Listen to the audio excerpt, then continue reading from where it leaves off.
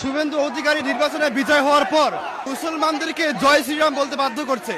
মোদীকে ক্ষমতা থেকে নামিয়ে আমরা ভারতে ইসলামী পতাকা উদ্দিন করবো ইনশাআল্লাহ।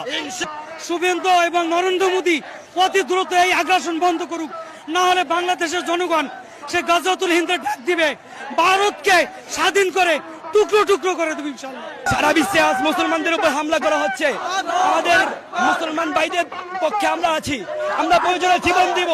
ভারত অভিমুখে মুফতি আমিনের মতো লং মার্চ করব, প্রতিবাদ করব। ভারতের নির্বাচনের পর আমরা যে দেখতে পাচ্ছি যে পশ্চিমবঙ্গে শুভেন্দু অধিকারী নির্বাচনে বিজয় হওয়ার পর উগ্র হিন্দুবাদীরা মুসলমানদের উপর এমন আক্রমণ শুরু করেছে যে তারা ঘর লুট করছে, দোকানপাট লুট করছে এবং মুসলমানদেরকে জয় শ্রীরাম বলতে বাধ্য করছে।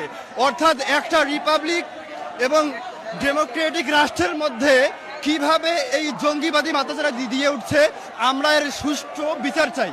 সমন্ত মোদী, তুমি যদি ঠিক না হয়ে যাও তাহলে বিশ্বের মুসলমান তোমাকে ছাড়বে না। তুমি হয়তো আজকে ঠিক আছো, ঠিক মনে রাখো, কালকে তোমার আসন ঠিক থাকবে না।